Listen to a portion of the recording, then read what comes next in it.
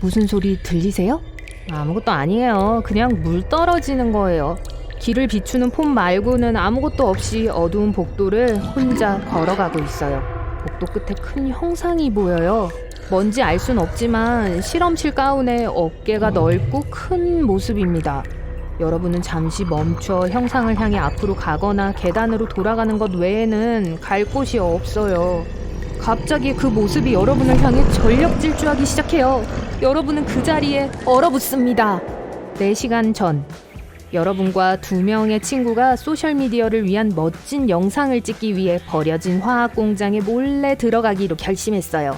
그 아이디어가 오싹해서 여러분은 반대했지만 친구들은 그게 조회수도 많이 나오고 입소문도 날 거라고 주장했어요. 그래서 여러분은 자전거, 손전등 그리고 몇 가지 자기 방어 장비를 챙겨 그곳으로 갔어요. 날이 저물었으니 자전거에 손전등을 걸고 페달을 밟아요. 몇 미터를 간 후에 공장을 둘러싸고 있는 커다란 철제 울타리에 도달할 때까지 울창한 숲을 통과하는 오프로드 길로 방향을 돌려요. 여러분과 친구들은 전에 여기 와봤지만 울타리를 넘어본 적은 없어요. 모든 경고 표지판에도 불구하고 여러분은 벤치를 꺼내 울타리를 자르기 시작해요.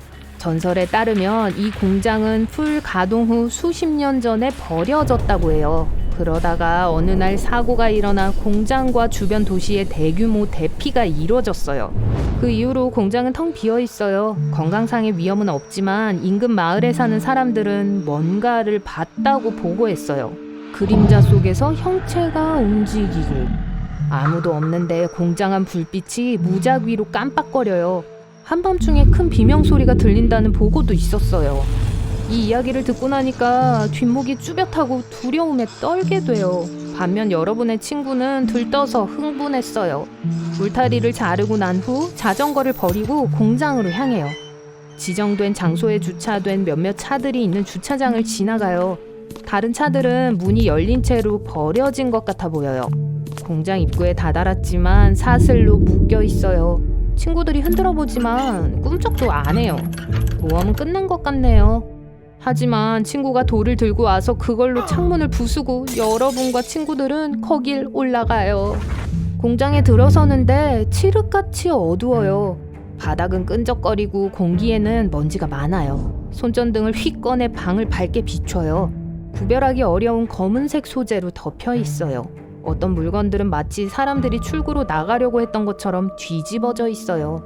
아직까진 그렇게 소름 끼치는 건 없어요. 공장은 엄청 커서 탐험할 시간은 충분할 거예요. 여러분의 친구가 핸드폰을 꺼내 소셜미디어에서 라이브 촬영을 시작해요. 그녀는 전체 여행에 대해 설명하고 많은 사람들이 그걸 시청하고 있어요. 댓글도 달고 자기 생각들을 공유하기도 해요. 갑자기 건물 깊은 곳에서 비명소리가 들려오는 걸 듣게 돼요. 여러분과 친구들은 겁에 질려 서로를 껴안고 거의 뛰쳐나갈 뻔했어요. 하지만 무슨 일이 일어나고 있는지 찍고 있던 친구는 여러분에게 앞으로 가야 한다고 해요.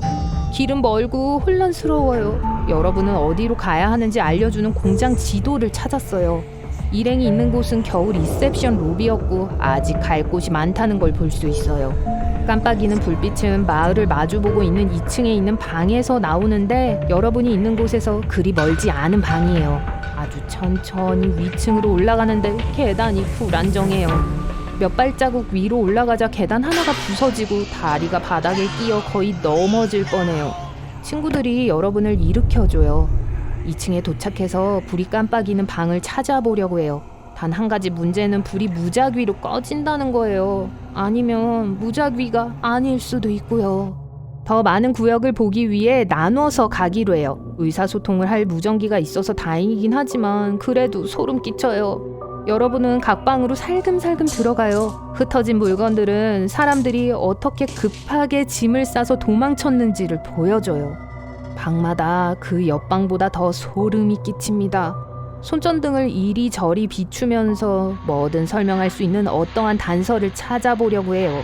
무전기에서 잡음이 나오는데 점점 더 커져요. 끌 수가 없어요. 그러다가 탁탁거리는 소음 뒤에 어떤 목소리가 들려요. 친구들 같지는 않아요.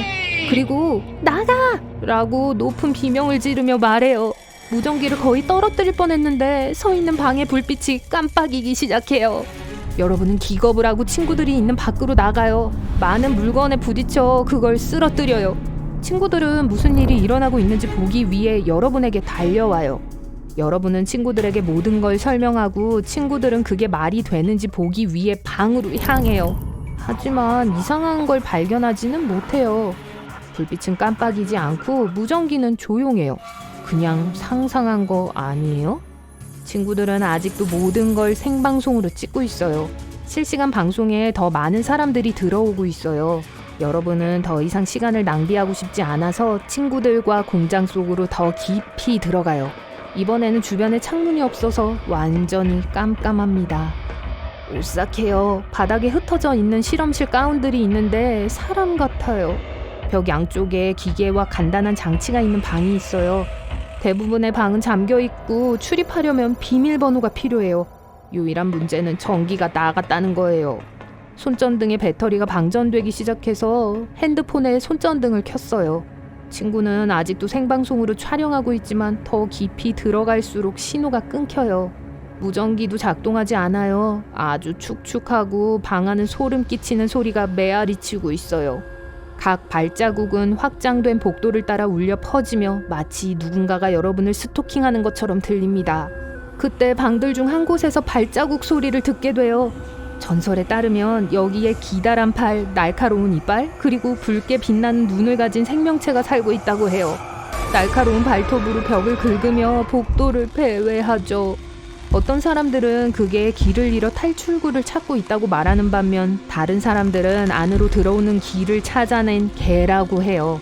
친구는 나중에 영상을 업로드하기 위해 생방송으로 하지 않고 폰에 모든 걸 녹화해요. 갑자기 절대로 듣고 싶지 않은 소리를 듣게 돼요. 벽 긁는 소리예요. 여러분과 친구들은 눈이 커져서 서로를 바라보고 달리기 시작해요. 여러분은 또다시 물건을 넘어뜨리고 많은 소리를 내고 있어요. 막다른 골목에 다다랐어요. 그 자리에 왔습니다. 여러분은 넓은 어깨를 가진 커다란 몸과 실험실 가운으로 보이는 형상을 보게 돼요. 그게 여러분을 향해 질주하기 시작해요. 여러분은 복도에 있는 모든 문을 열어보고 마침내 그 중 하나가 열려요.